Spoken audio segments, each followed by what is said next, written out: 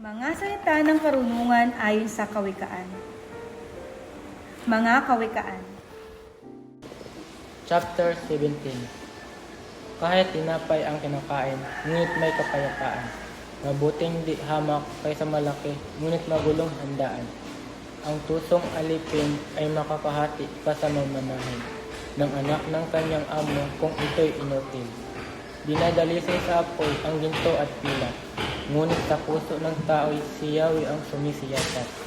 Ang taong masama ay nakikinig sa payo ng masama, at ang sinungaling ay sumusunod sa baluktot na dila.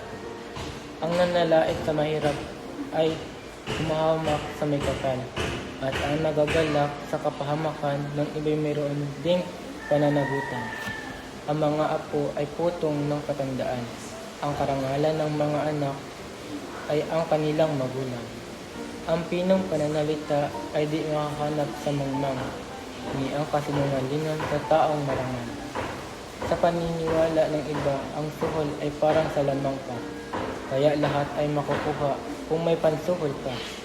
Ang pagpapatawad sa kapwa ay nagpapasarap sa samahan, ngunit ang pagkakalat ng kahinaan ay sumisira ng pagkakaibigan. Ang matalino'y natututo sa isang salita, ngunit ang mangmang ay hindi, hampasin mang walang awa.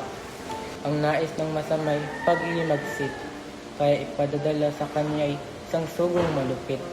Mabuti pang harapin ang inahing usong inagawa ng anak, kaysa kausapin ang isang mangmang na lublog sa kahangalan. Kapag masama ang ginanti sa mabuting ginawa, ang kapahamakan sa buhay ay di mawawala.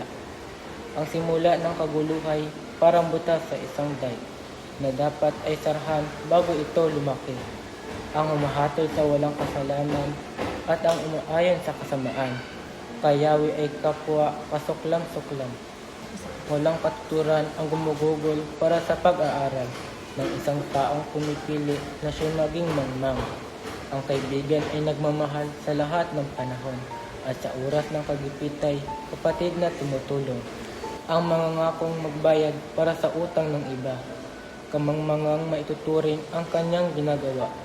Ang umiibig sa kaguluhan ay umiibig sa kasalanan, at ang mayayabang ay naghahanap ng kapahamakan.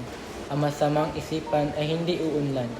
Ang sinungaling ay aabot sa kasawiang palad. Ang mga magulang ng anak na mangmang, sakit sa damdamin ang nararanasan. Ang pagkamasayahin ay mabuti sa katawan, at ang malungkuti unti-unting namamatay. Ang katarungan ay hindi nakakamtan. Kung ito'y masama, suhol ay patulan. Karunungan ang pangarap ng taong may unawa, ngunit ang isip ng mangmang ay pagala-gala. Ang hangal na anak ay problema ng kanyang ama, at pabigat sa damdamin ng kanyang ina. Ang pagpaparusa sa matuwid ay hindi makatuwiran, maging ang pagpapahirap sa taong buhay marangal. Natataglay ng kaalaman ang maingat magsalita. Ang mahinahon ay taong may pagkaunawa. Ang mangmang na hindi madaldal ay iisang marunong, kung hindi siyas masalita at ang bibig ay laging tikon.